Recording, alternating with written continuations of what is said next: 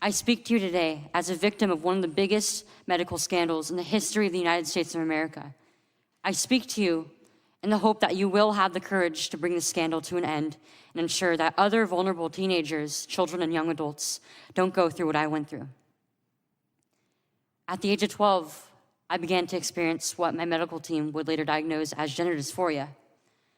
I was well into an early puberty, and I was very uncomfortable with the changes that were happening to my body. I came out as transgender in a letter I sent on the dining room table. The gender specialist I was taken to see told my parents that I needed to be put on puberty-blocking drugs right away. They asked my parents a simple question: would you rather have a dead daughter or a living transgender son? Everything that I went through did nothing to address my underlying mental health issues that I had. And my doctors, with their theories on gender, thought that all my problems would go away as soon as I was surgically transformed into something that vaguely resembled a boy. Their theories were wrong. The drugs and surgeries changed my body, but they did not and could not change the basic reality that I am and forever will be a female.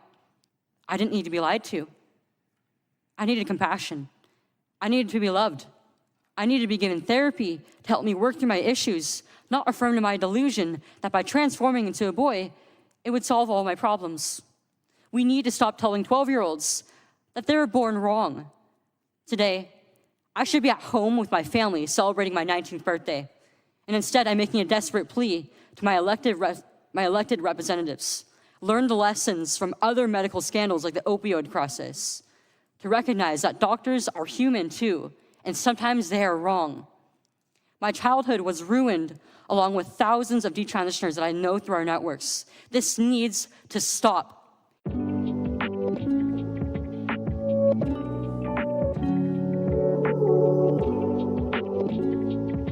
think I'll make it simpler. So, Chloe Cole, welcome to Resilience.tv.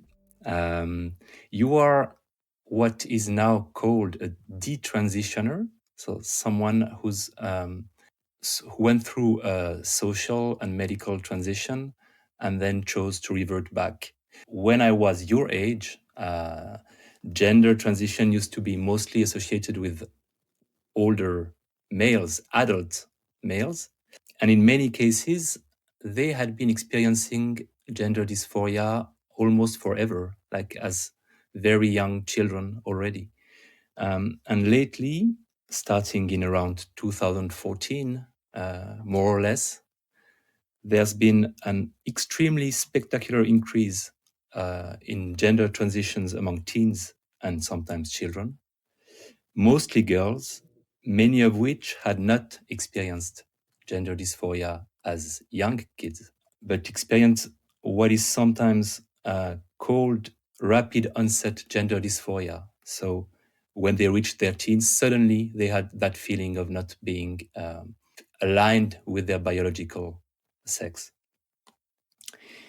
And the therapy also changed, because in my days and earlier, I don't think transition was encouraged or even supported. Now there is what is called the gender affirmative model in care, and transitioning to the gender of choice of the gender dysphoric patient is most of the times uncritically accepted, supported, encouraged, validated by the therapist. And then beyond social transition, you have the issue of medical transition as well. Surgery and sex hormones used to be rarely prescribed and only to adults, almost never to minors. And nowadays they are commonly being prescribed to minors as young as 12 and probably younger. In the past few years, some have started to question whether the current approach is healthy. Could it be that too many teenagers were being encouraged to transition too quickly or too automatically? Some started to publicly say that they regretted their transitions, as you did. And a major clinic specializing in gender dysphoria in the UK, Tavistock Clinic, faced many lawsuits from many families of such detransitioners. And the Tavistock was eventually, if I understand it right, closed by the British authorities. Yes. Some countries started to change their policies as well. For instance, Sweden, which is always a pioneer in many socially progressive things, was also a pioneer in gender transition, but they now strongly restrict the use of hormones for minors with gender dysphoria, and several other countries are also taking now a more cautious approach. So I asked myself, what about Switzerland, my own country? I wanted to know more, and I reached out to a local advocate for what he calls a more balanced approach to gender dysphoria. I asked whether I could interview him, and he declined out of fear of the consequences for him and his family. And I tried a few other persons, and I basically had the same answer. So it looks like there is an awful lot of pressure coming from activists. I remember the books by Abigail Schreier was at risk of not being published at all at a point and not being distributed later on.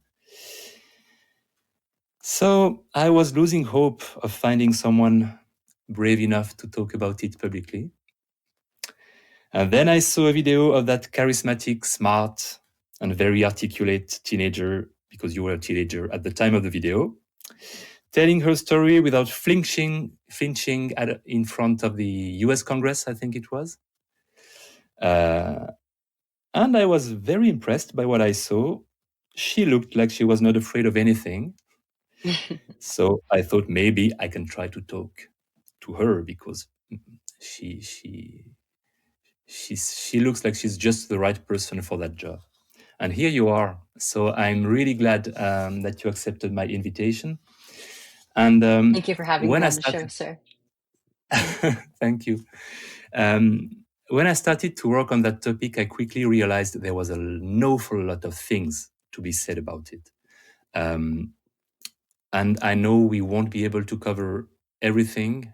So I wanted to focus on your story, because I think it's really the most important part of what you have to say, although I guess there are many other things that we could branch into in our conversation.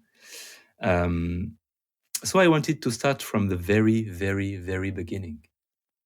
How were you as a child? As a kid, and especially as a very young kid, I was actually quite feminine. I liked playing with dolls. I liked playing with Barbies, Bratz, Monster High dolls, Littlest Pet Shop, and I loved to dress up. I loved wearing pink. I loved wearing bright colors. I loved wearing jewelry, anything like cute or frilly that I could get my hands on. But I also had a bit of influence from my older brothers as well. I really liked playing with their toys too. I liked playing with their Nerf guns. I liked playing video games with them and just being in their presence. And I really looked up to them quite a bit. I thought that they were so funny, so strong, just generally awesome guys that I wanted to be like when I would be an adult, when I would grow up. And I feel like on the other side of things, I didn't really have very many or like very strong female role models to really to model myself after.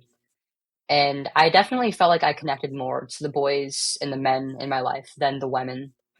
And as I got older, I started to become more and more of a tomboy. I started associating with the boys more.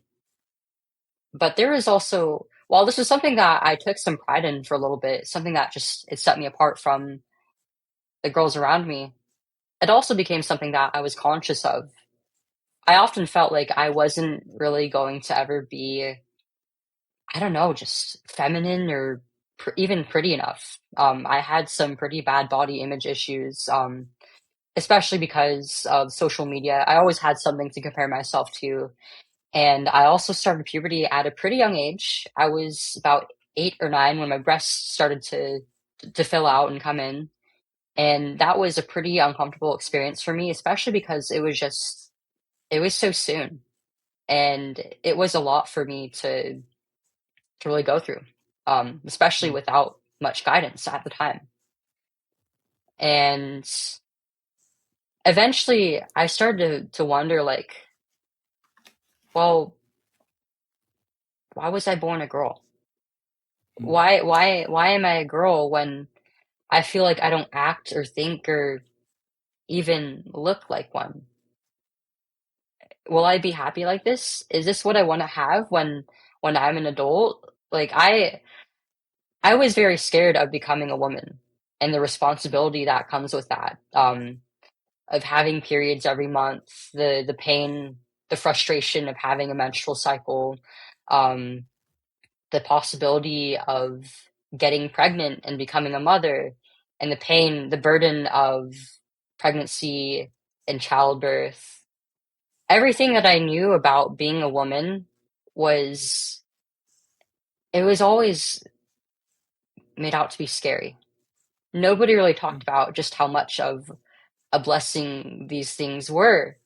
I felt like all of it was really downplayed and made into something that was going to be largely negative. Hmm. Do you think that the media and the stories, the fiction, focus more on the negative side of femininity? Absolutely. And when it's not negative, the positive things are often made out to be like the superficial things about it, things like dresses, makeup, your looks, and like about your sexuality rather than like your character.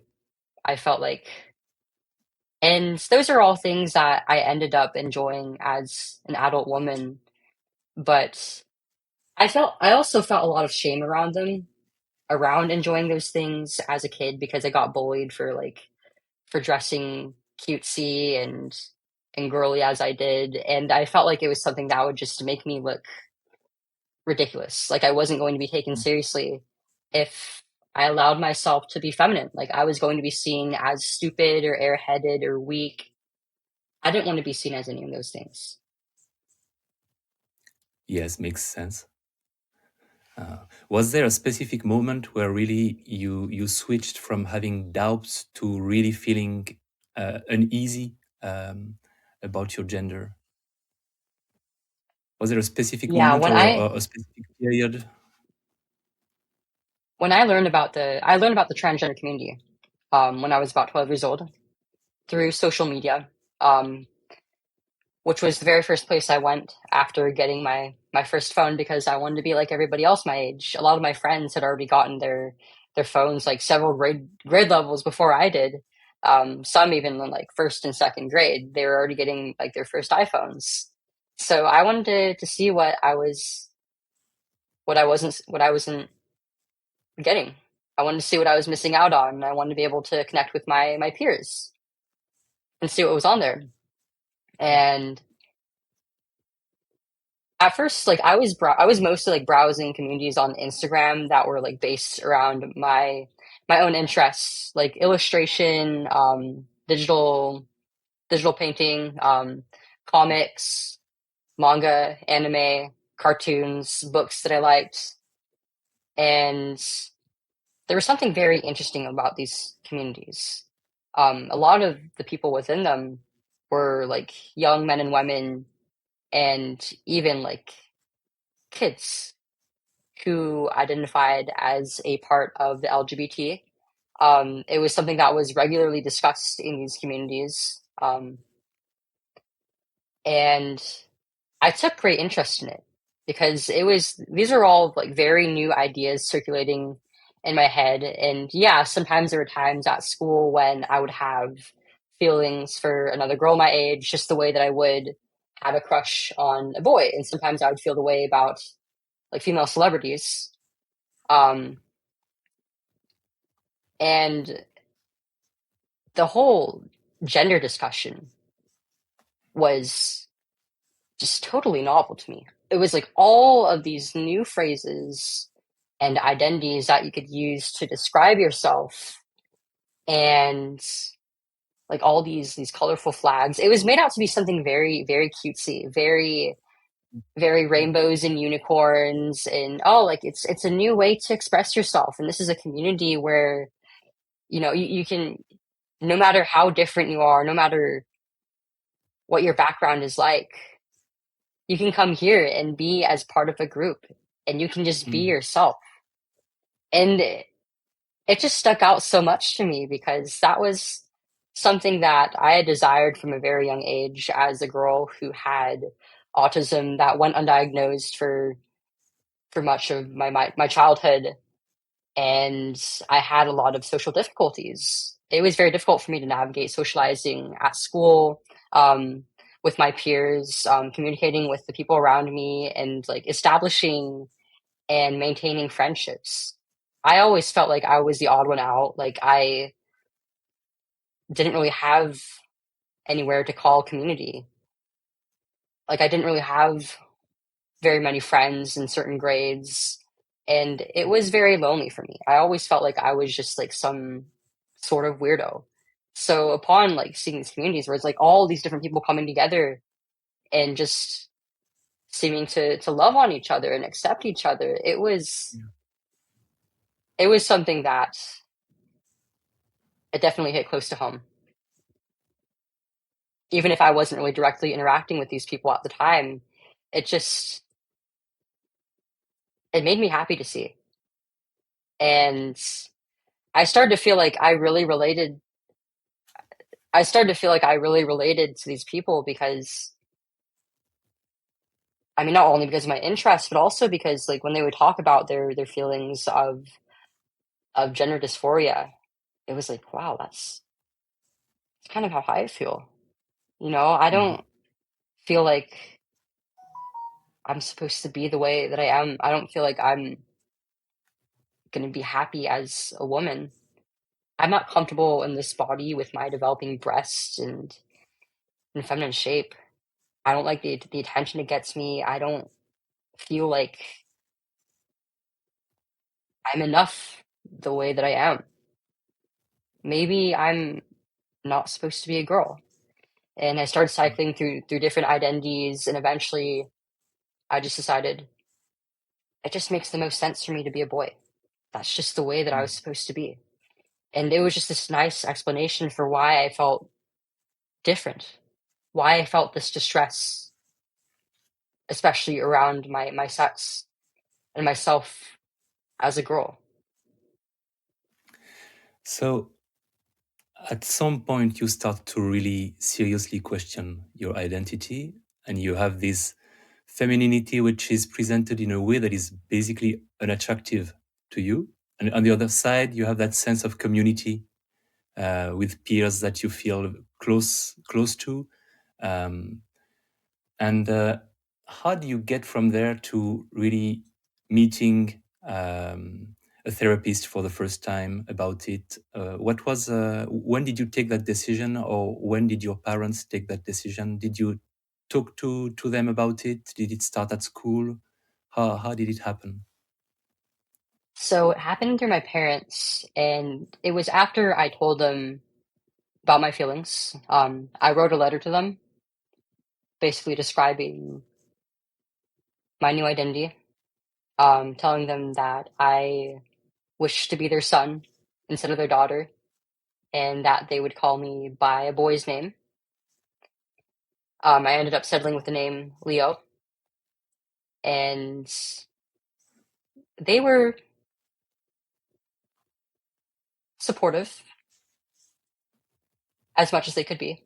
Um, and I think they were pretty reasonable about it. They were okay with me presenting myself differently and maybe like exploring myself a little bit. They wanted to just allow me to be a kid, really. Um, they didn't really have any problem with it, and they did their best to accommodate like my chosen name and identity. But they were also worried about it. They didn't really understand where this was coming from. Um, and I'm the youngest child. I've got four older siblings, and there is like a bit of a generational divide between me and them. So my siblings never had any feelings like this. They never talked about this with my mom and dad, really. So this was a whole new world for them. But my mom and dad just weren't really sure what to do, and that's why they decided to start sending me to therapy, because they thought that there I would be getting the help that I need. They would help me sort out these feelings and maybe figure out if it's coming from some sort of underlying factor, and help me through that before addressing this. And then I would just be allowed to grow up without any intervention and be allowed to make the call when I was at least legally an adult and had some more agency over myself and was no longer a child. And that was quite the opposite of what happened, frankly. My mom and dad were really pressured by these doctors into giving me what I wanted, rather than really considering what it might have been that I needed. They said that this was the thing that I needed. They said that time was of the essence, that there was no other choice, that I knew what I wanted because gender identity is something that's innate and easily understood by children. And if I wasn't given the choice to transition medically, the doctors told them basically that they would have a very suicidal and potentially dead daughter, or they could have a living, happy transgender son. It was a lot of pressure on them. I don't really feel like it was consented to, regardless of whether they signed off the paperwork for the interventions or not. They were put under duress. They were emotionally manipulated by our doctors into giving me a fraudulent treatment. And on the school side of things, I wouldn't really say that my middle or high school were really involved in my transition at all. I started socially and medically transitioning in about 8th grade, and I just didn't really tell any school staff about it because I didn't really see the need. Like, the middle school that I went to, I was already having issues with, in terms of my education. Like, I had, like, a specialized plan that they were just refusing to follow, and so I just didn't really expect them to help me with any other issues that I had. Um, but I did tell some friends at school, and a lot of people noticed that I was starting to present myself differently, cutting my hair shorter, wearing boys' clothing, and trying to take upon the mannerisms of my boy classmates. People thought it was weird. They thought it was weird. Like, I got called all sorts of names. People picked on me quite a bit.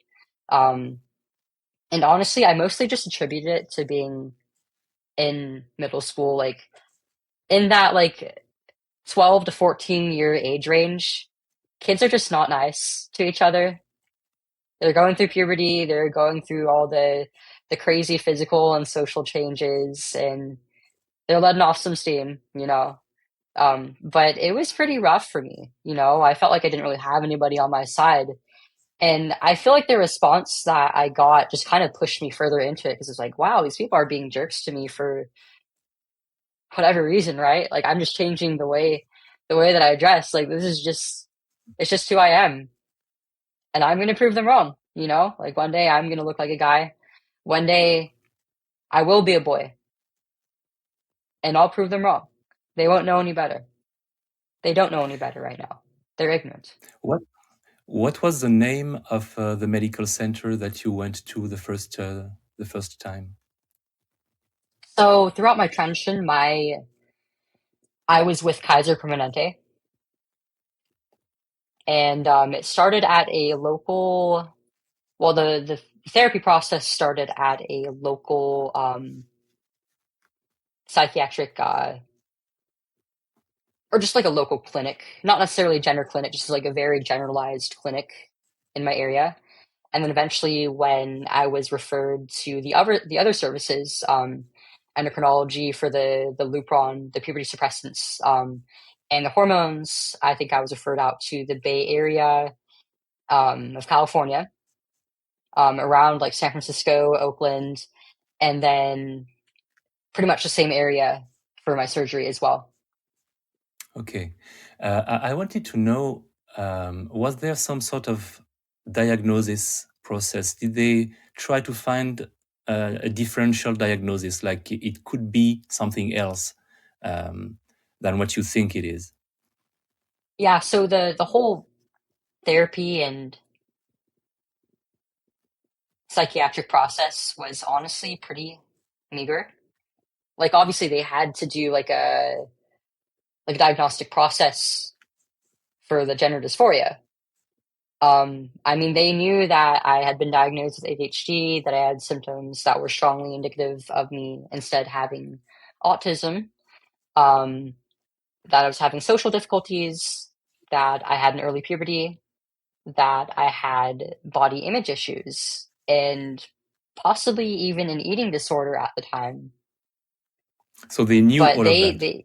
yes, they knew all this, and all of my distress related to those things was either just looked over or it was made out to be as an issue having to do with my gender and my body rather than the very real issues that I was having in my life at the time. They would ask me things like, when did you start experiencing distress about around being a girl? And I answered like roughly around the time that I went into puberty, which is pretty normal. I was experiencing pretty normal feelings that were ultimately perverted into something completely different. I wasn't allowed to just be a kid and just grow up and deal with the uncomfortable. Like this normal discomfort was made into a condition. I was basically affirmed in this identity, this idea that I was sick, that I needed to be fixed. Yeah. So there was really no proper diagnosis process to speak of. It was just you were rushed through directly towards a single ID and a single fix. What did they suggest? Because I guess you didn't go straight to hormone therapy, or what did they suggest that you do at first?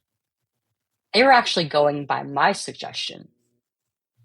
So as the doctors, as the adults, they were going with what the child was telling them to do. And I thought that my only choice was to go through with medically transitioning because it was the only choice that I knew of.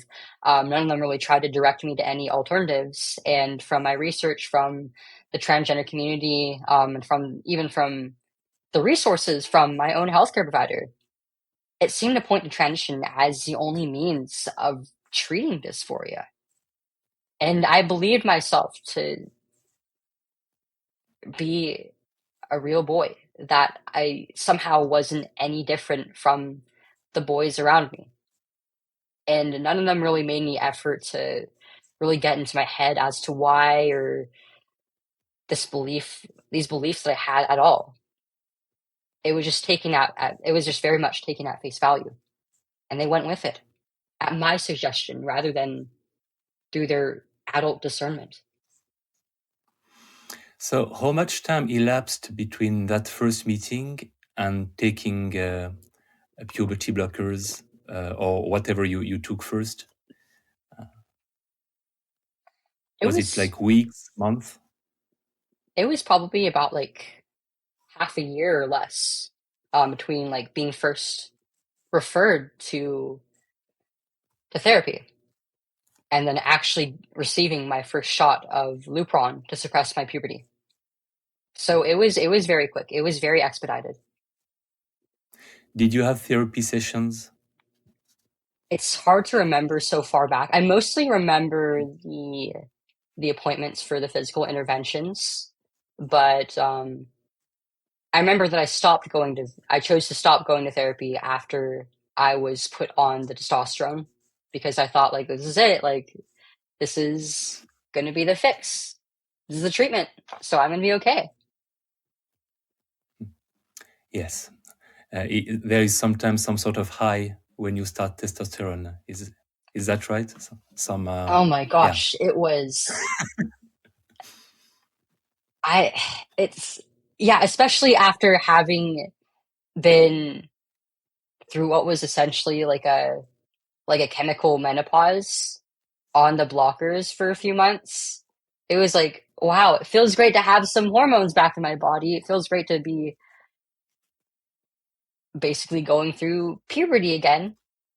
Yeah. And I mean, being on the blockers was rough. Like, I was going through like hot flashes, like this uncomfortable hot feeling just kind of like moving throughout my body intermittently. I could never predict when it would happen. And it was accompanied by this weird sensation of like tingling and itching in my body wherever the hot sensation went. And it was really Hmm. rough. Like, I was really lethargic while I was on it. And it was just not great. Um, I was on the blockers for roughly about a year before stopping. And when I started on the testosterone, it was like, great.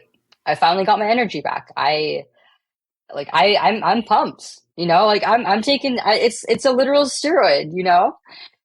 Yeah. I had like this big boost in my confidence. I was feeling pretty I don't even know what you would call it, like pretty happy doesn't feel like the right word because it's just so messed up. But it was pretty exciting. And, you know, I really believed it would help me into becoming the boy that I thought that I was supposed to become, you know? Um, I was really looking forward to the physical changes, and being able to look like all the other boys my age. And those changes came pretty quickly. Um, the first one would be the drop in my voice. And I had a very deep voice, actually.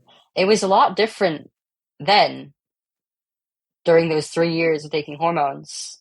And even in the initial year after stopping them, it was very deep. Like it actually, for a while, it was deeper than most of the boys my age, even. And even like some of my male teachers, I had a very distinctly low voice.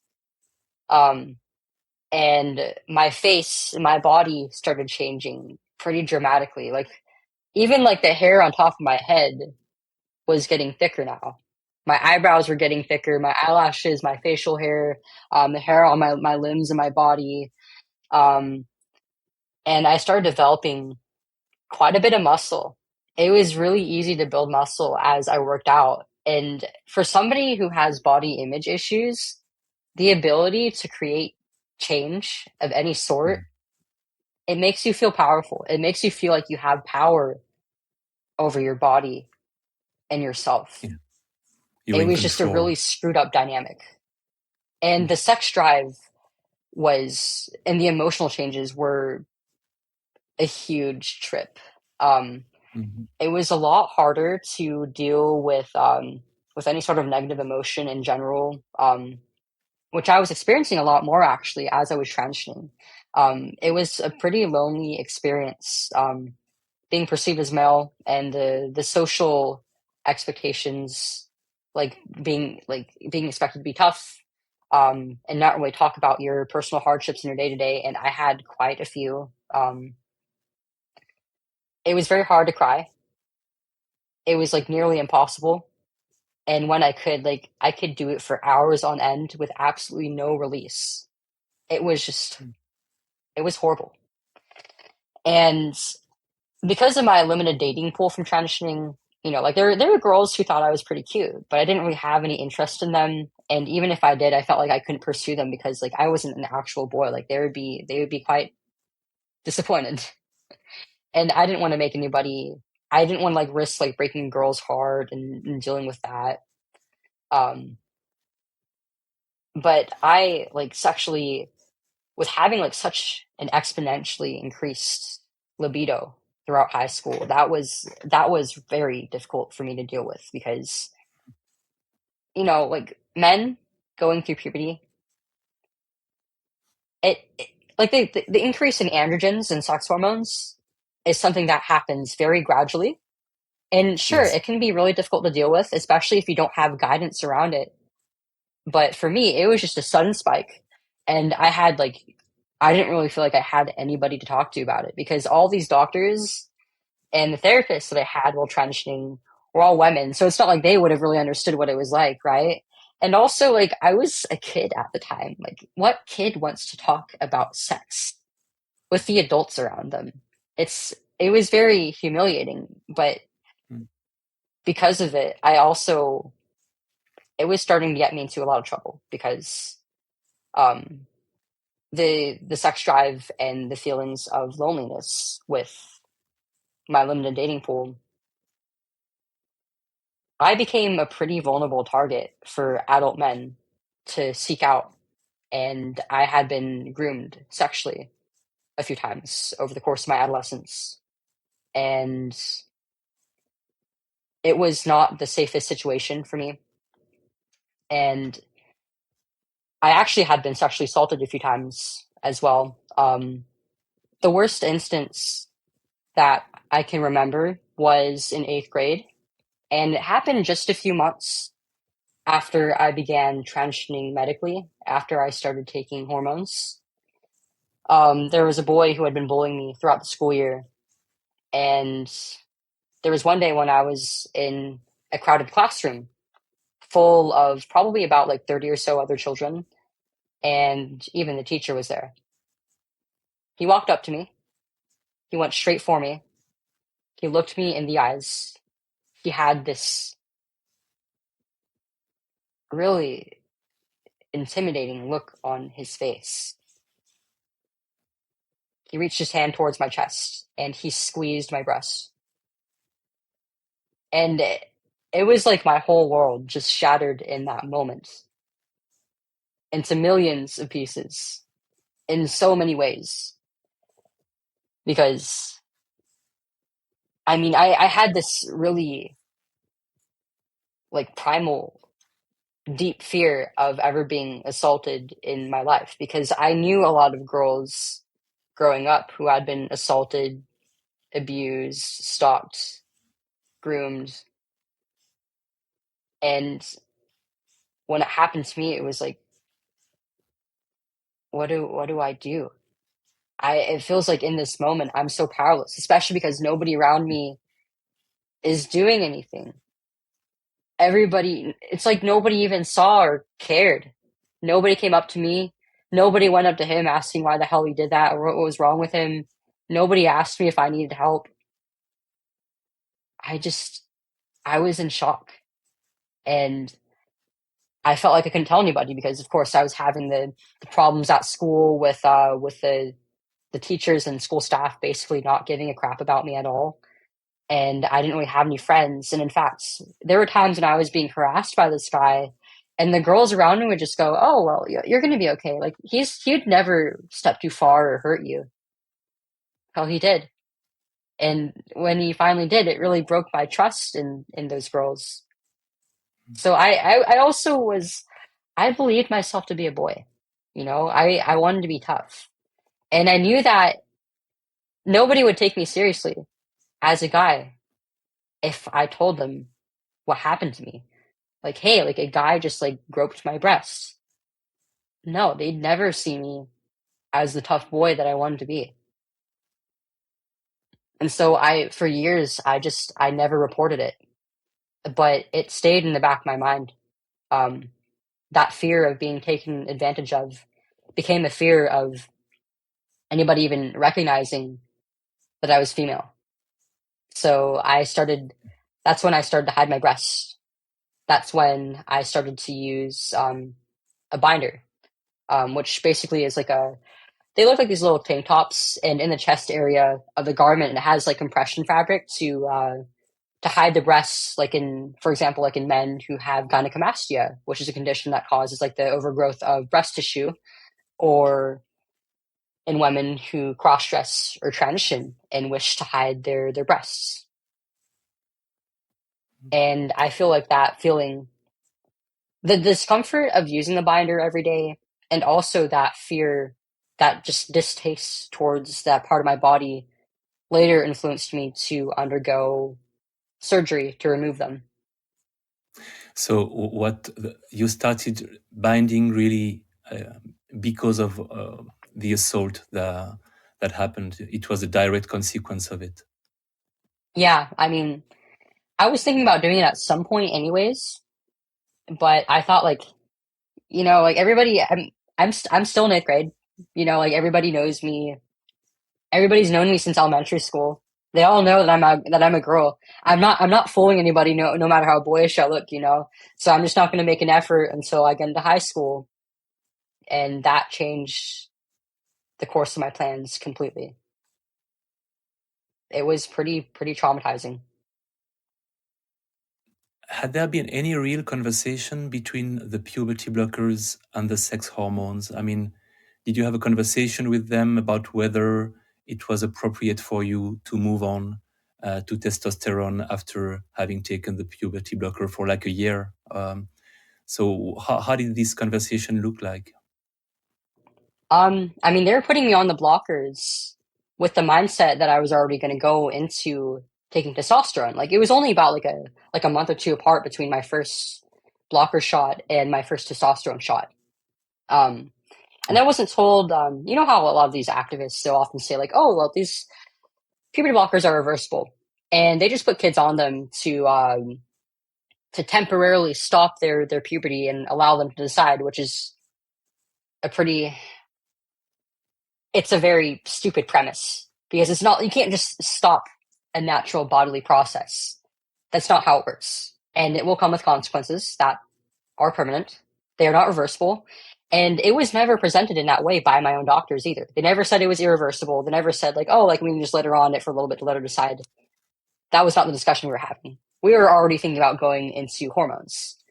But in the consultations for all 3 treatments, the blockers, the hormones, and the surgery, we did go over a little bit some of the potential side effects, but it was in very vague terms. It was not comprehensive.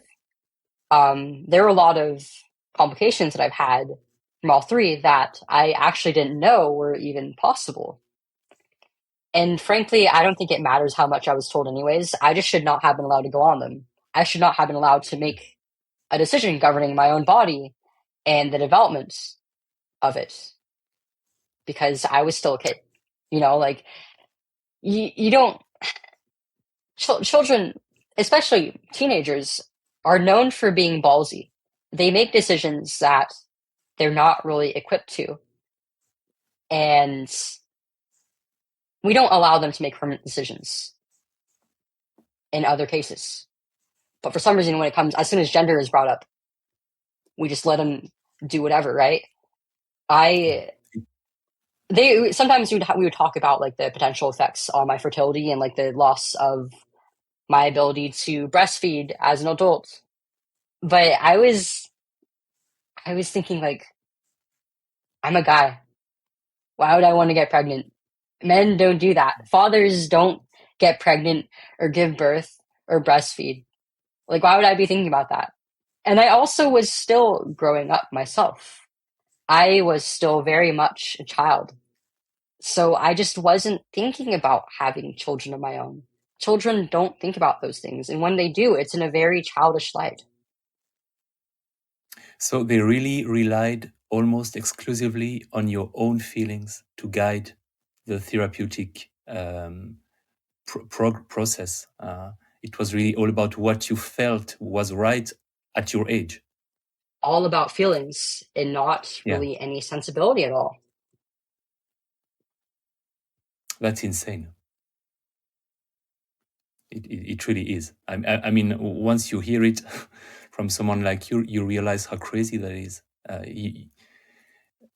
We have many safeguards to stop teenagers from making many decisions. That's why we invented the difference in the law between a minor and majority.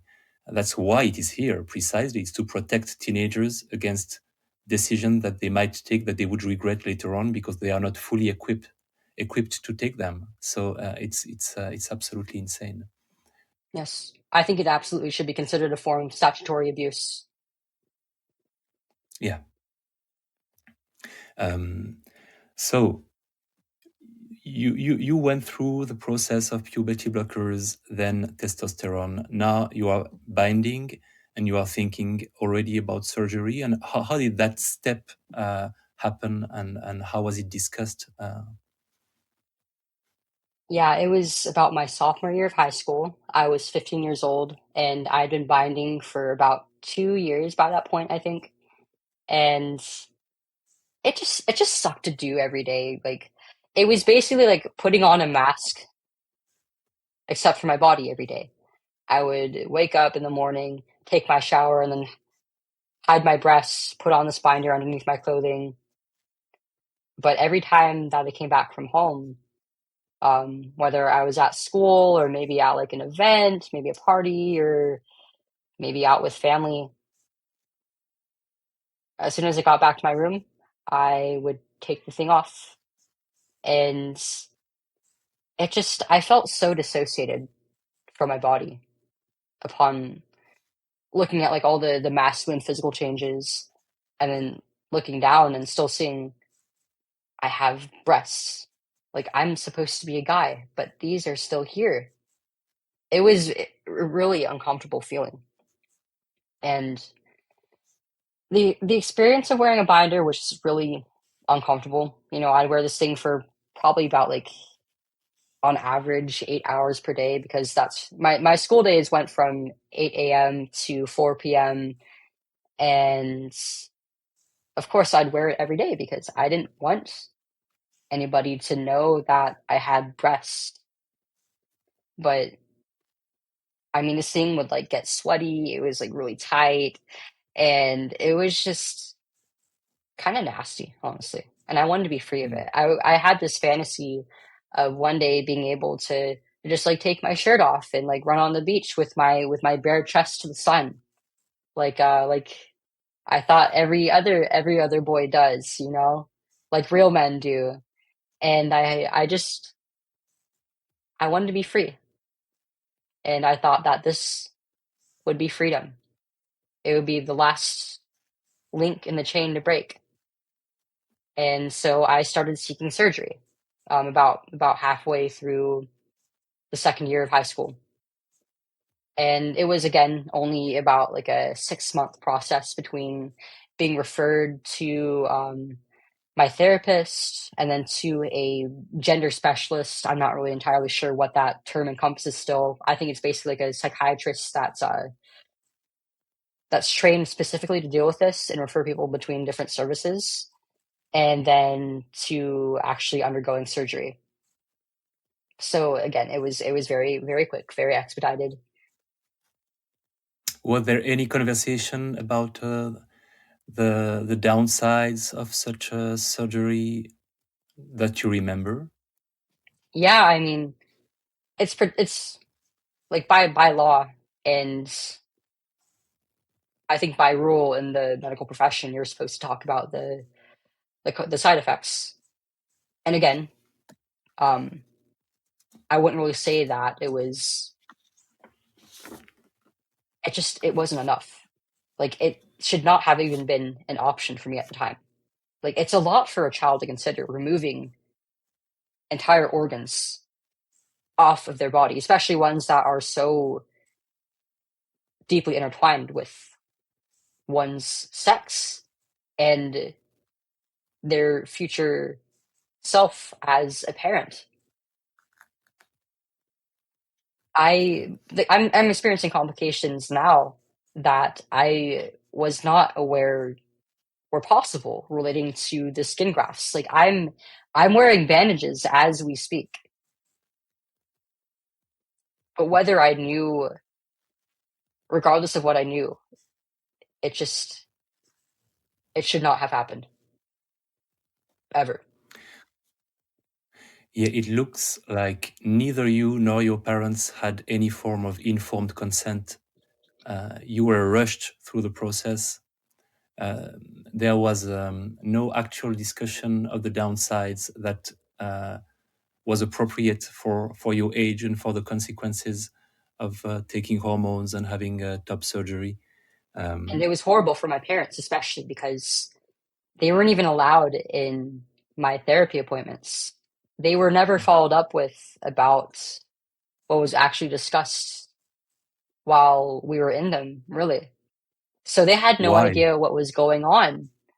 I'm pretty sure it's a law or some sort of practice here in California, for patient confidentiality relating to HIPAA, but it's just so it's so I feel like because they were withheld this information, they were withheld their rights as parents to know Yeah. what was going on with their own kid. And this was especially important with the whole suicide myth that was sprung upon them, during the early days of talking about me starting medical transition, and then again during the surgery. They didn't know before I started that I actually wasn't suicidal. I was not suicidal at all. Like, sure, I had some level of distress that honestly was not too far off from what most adolescent girls really experience. But I did become suicidal after I started these treatments. Yeah. After I was about a year or so on the hormones, because the stress of transitioning it was killing me physically and mentally. I think that's one of the most shocking lies, because suicide, there is no scientific evidence, there is no strong scientific evidence that transitioning reduces the suicidal ideations or the risk of suicide at all. And there is some evidence that transition can actually trigger a suicidal ideation, just as you're describing it. So it's quite a big lie to tell that Right. to parents.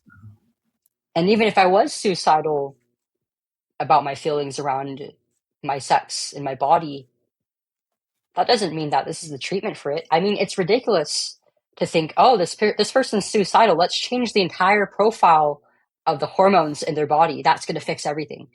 It's Yeah, it's affirming nonsensical. nothing other than delusion. Yeah, yeah. It's not healthcare. Uh, It's not life saving.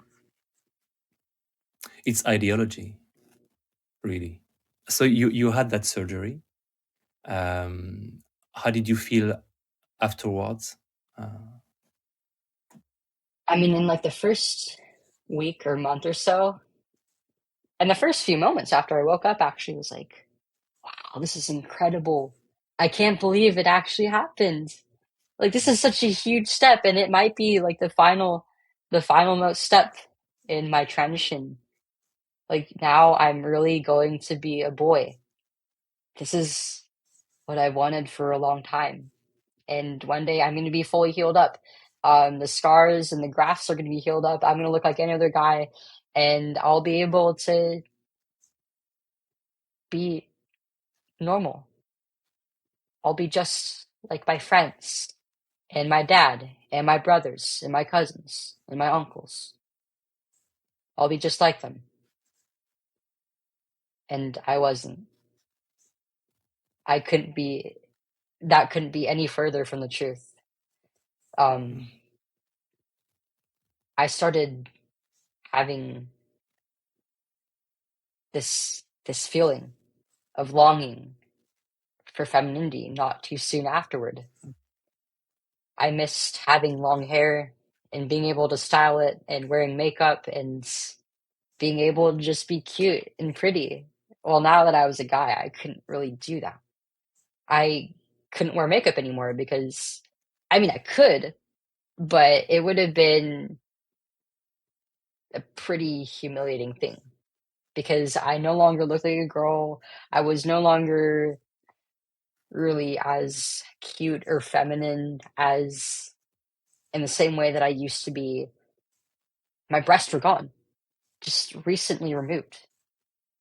And I had this shame about feeling this way, because, like if anybody saw me wearing what I was in my bedroom, my old girl clothes, and some makeup that I would pick up every now and then from the drugstore, what would they think, you know?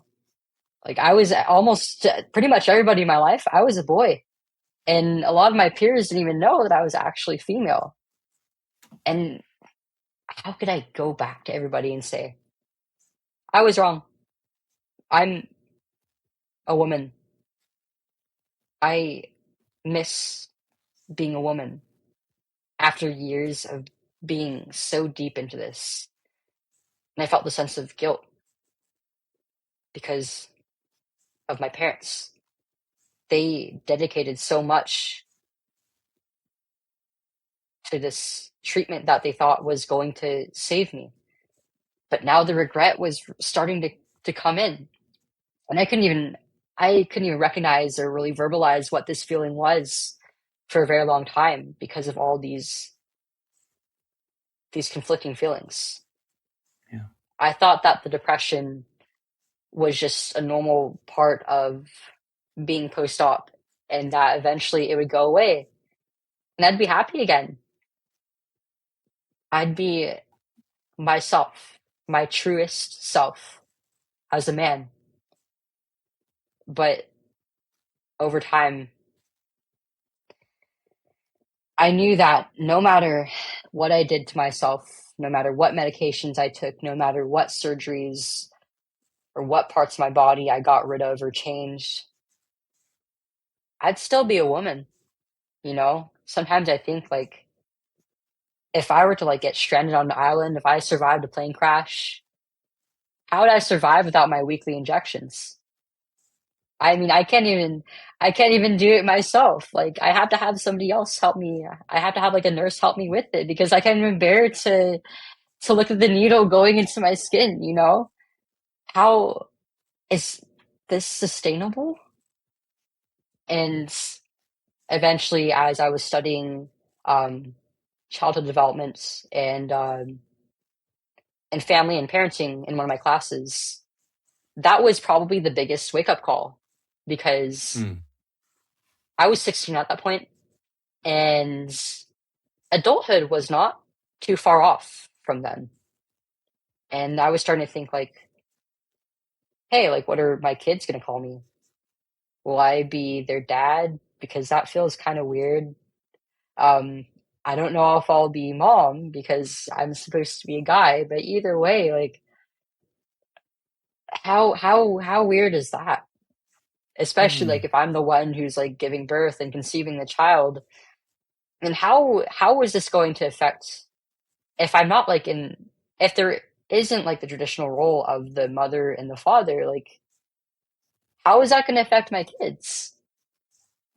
I also had this epiphany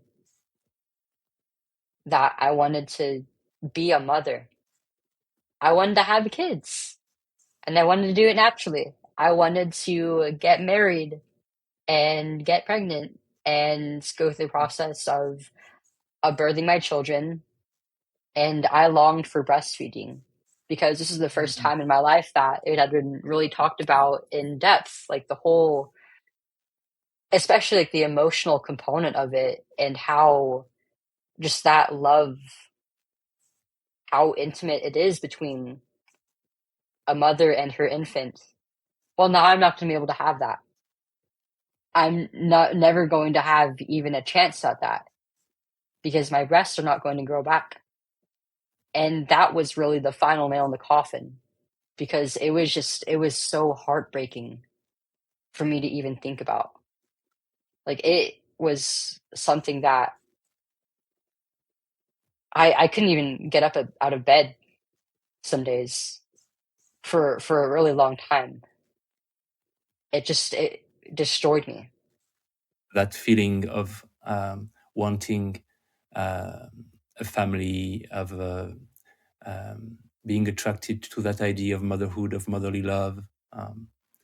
There could be worse epiphanies, even though I'm sure it was very difficult to experience it. I think the pain was necessary. It brought me a lot of growth, and it was what woke me up in the end. Yeah.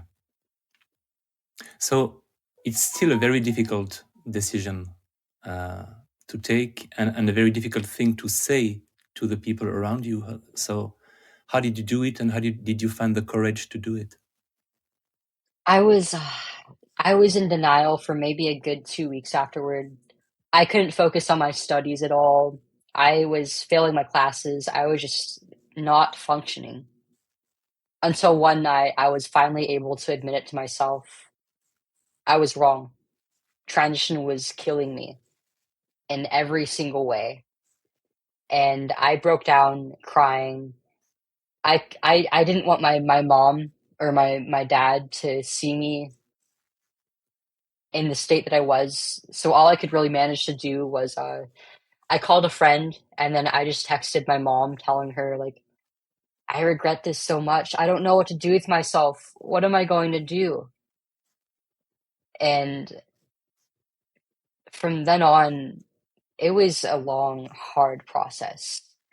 Um, Navigating through it emotionally was a total minefield, especially after I stopped the hormones. I went off cold turkey because I had no guidance from any of my doctors on how to stop. And it also just like it was it filled me with disgust just looking at like the vial with the gel and at the syringe. Like I did not want that anywhere near me. I I couldn't even admit to myself for a while that I was female.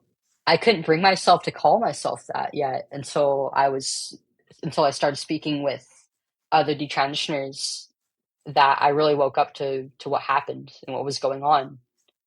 Um, but it took a while for me to let go of the trans identity, and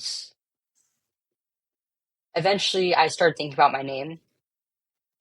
Like I really liked my name. I named myself Leo. It was like just a few letters out of my birth name, Chloe.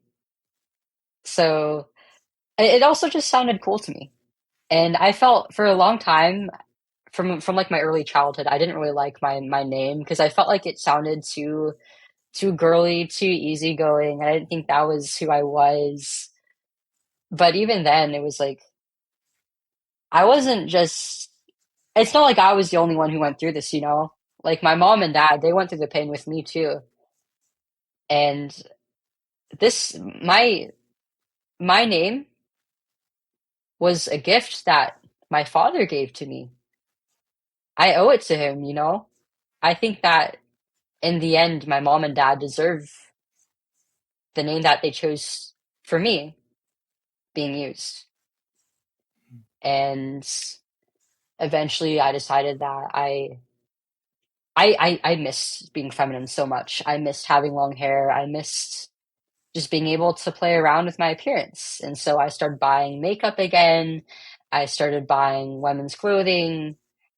And then came the more difficult parts. Socially, at school, it was a mess.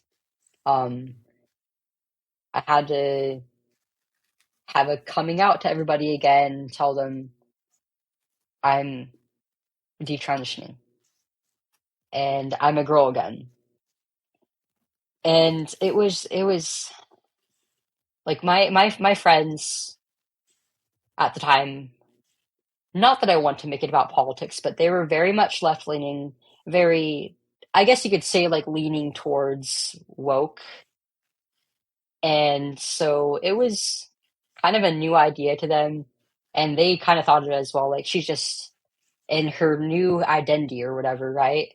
And like the first question they asked me was, well, what's your pronouns? Which is honestly kind of frustrating because like I get that they were asking it in good faith. They wanted to be respectful, but also like I'm so sick of all of this. Like especially after it harmed me and like it just getting out of it. I kind of just rolled with the punches though, but there were times when like we would have some disputes ideologically, and I was also really unstable because of going off the hormones cold turkey and the total like just wreck that my body was in.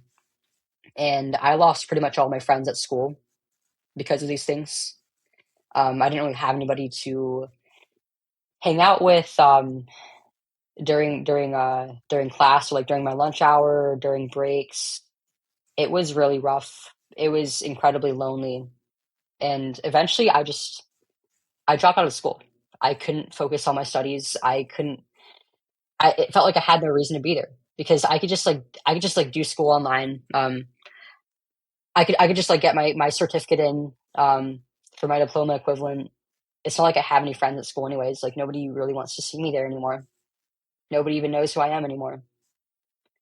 And in the trans community, I lost all my support, which, like, I knew that transitioning physically was going to be hell. I knew that going off hormones was probably going to cause me an issue too, which it made me very sick for a few months to a year. I lost about, I think, like 25 to 30 pounds in the span of less than 2 months, because I was just not eating, and I was just very, very sickly. And I was already having like urinary tract issues because of the testosterone, but going off of it temporarily made it worse. And it was a really scary time. I had no idea what was going on with my body. But the community just totally turned their backs on me.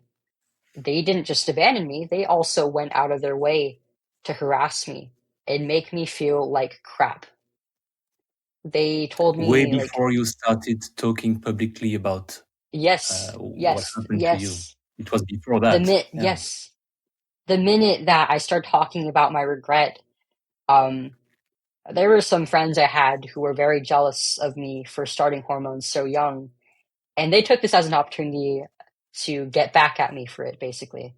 They would tell me things like, "This is all your fault. Like, you should have known exactly what you're doing. I would have killed to have parents like yours. Like, you don't deserve a loving family who would have let you get this life-saving care. You didn't deserve any of that.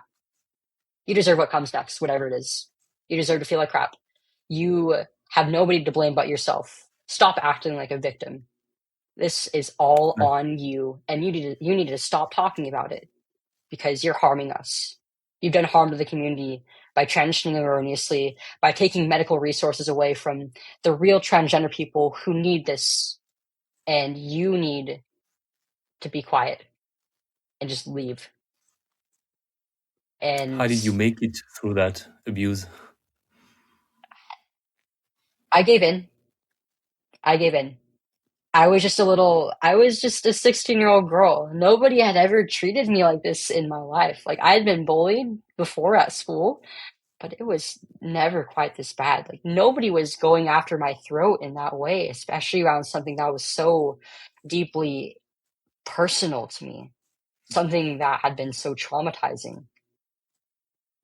I also didn't want to harm this community like they said I was doing, because these are people that I thought I loved.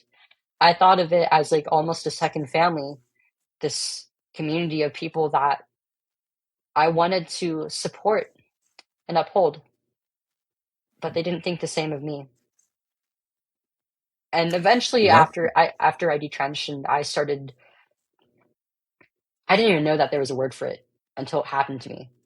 And that came up when I was just thinking to myself one day, like, I wonder how often this happens.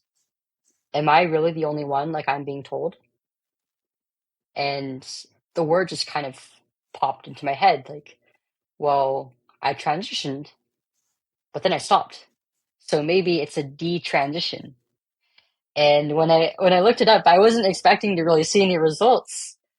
But the very first thing I saw was a link to the subreddit, which had, I think at the time, it was maybe like only about half of what it has now, like maybe about like 25K people, if even that. Now it's about doubled to 50K or more. But it was like, wow, there's a lot of people out there like me. It's probably in the thousands, and even if it's not, even if this number isn't accurate, there's a lot of people who are interested in this, and there's a big community around it. And I was mostly just like lurking for a little bit, And eventually I decided that I would join the Discord server around it. And in my conversations with these people, it was incredible. I finally wasn't alone. And through talking to these older people who had been through the ringer themselves, who were further into the process of detransitioning than I was, it gave me hope. And it helped me to really open my eyes to what was happening, what was going on. And they had been through the very same bullying from the community and the abandonment from their doctors.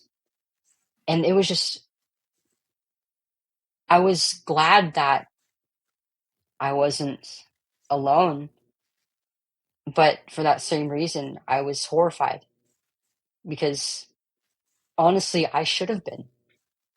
I wished that it were just me, but so many other men and women were hurt just like I was.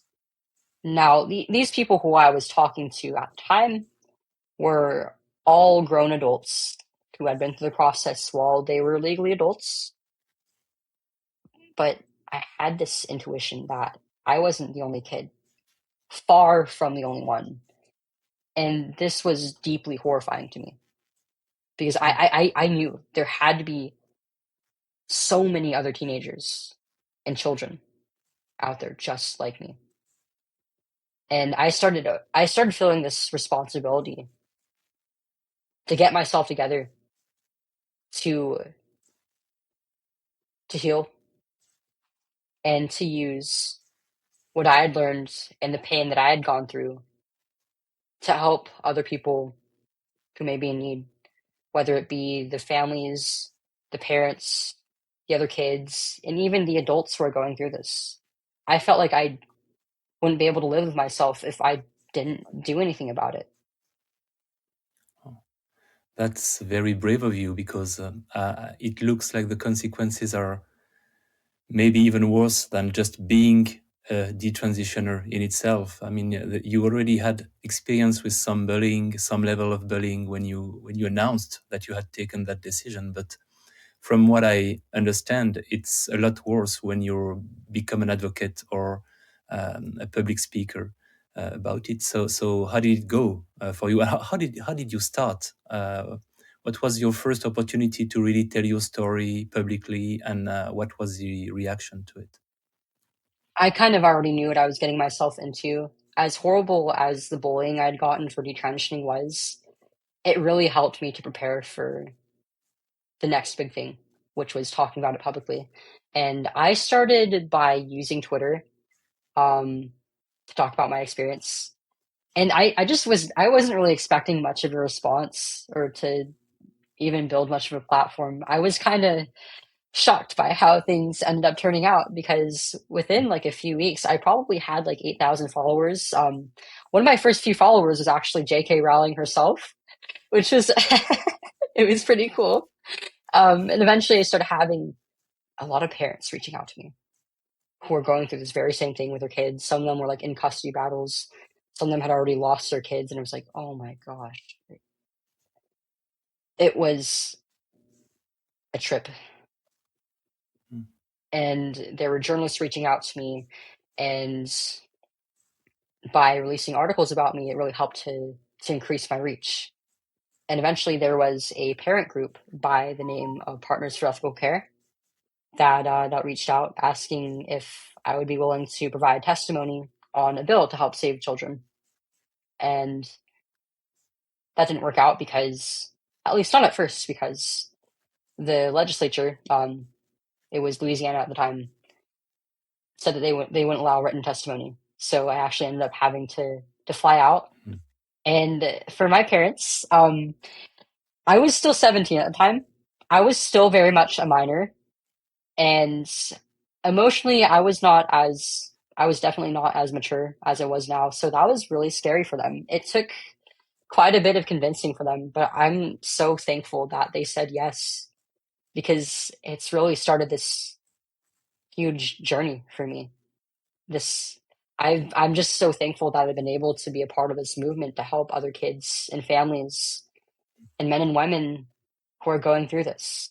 If they didn't say yes, I don't know what things would be like now. Um, as you said, it's not easy. It's been pretty difficult at times, and I've made a lot of sacrifices in choosing to speak out. I don't always have time with my family anymore. I'm not always at home. I'm basically like constantly between like hotels and Airbnbs.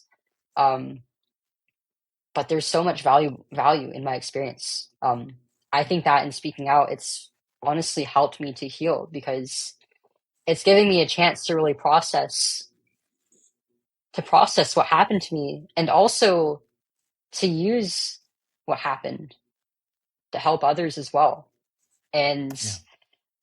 I was really hoping that there would be a lot of other people coming out of the shadows to talk about their experiences.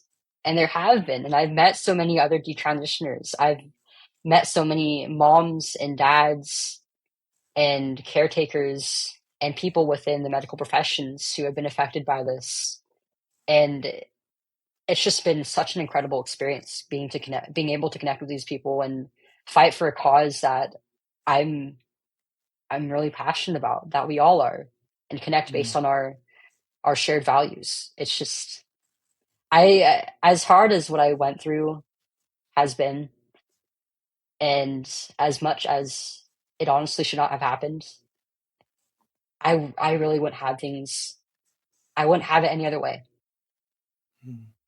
You're part of a community that you really feel has deep meaning to you and to many others. So I guess it's in its own twisted way, it's some sort of happy ending to your journey. I think so.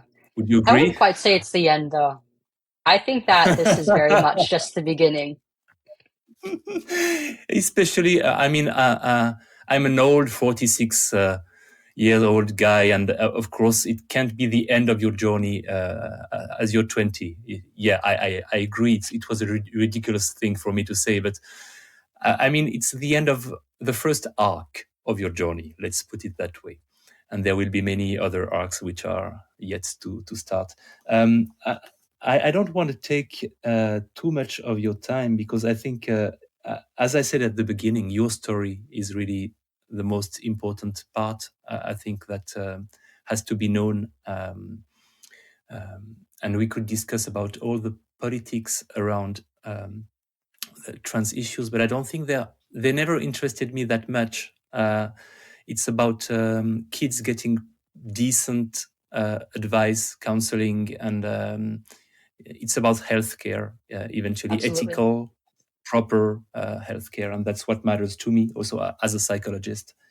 So maybe I could end by asking you what would be your message to teenagers and their families going through that phase of gender dysphoria and having doubts about their gender identity. What do they need to hear? I think what these kids need to hear most is that their value doesn't come from superficial things like their bodies or their looks, their sexuality, the clothes that they wear, or the way that they were born. It comes from who you are as a person, what you have to give to your family, your community, the people around you. And in a world that's increasingly or image oriented and superficial, it can be easy to lose sight of that. It can be easy to lose sight of the things that really should matter to us, like our families and our friends and our purpose. Our purpose should not come from things that are frivolous, like gender. It's it's incredibly uncomfortable growing up and going through puberty, but that discomfort is something that is normal. It's okay to not always be comfortable with yourself. In fact, I think that being uncomfortable is actually a big part of growth. of growing as a person. And it's okay. It's good to go through it. And chances are these feelings that you have around your body, well, they may be transient, but also they might come from somewhere deeper. It's important to really sit down and figure out where it's coming from before you think about making any decision around it, but also not to get too stuck in your head about it. It's very easy to over introspect, but isolation is something that it's not healthy. It's not good for the mind. And it's important to spend your days with the people that you love and derive the value and purpose in your life from that. Oh, I don't think I can imagine a better ending to our conversation. I'm really grateful, and I have to say that I admire your ability to express yourself, to tell your story in a very sincere way, and at the same time be very precise with what you want to convey. Of course, you've had some experience with being a public talker, but I'm still very much impressed by your skills at it. And that was a pleasure to listen to you. So really, thank you. Thank you, sir. It was a pleasure speaking to you too. I will now press on.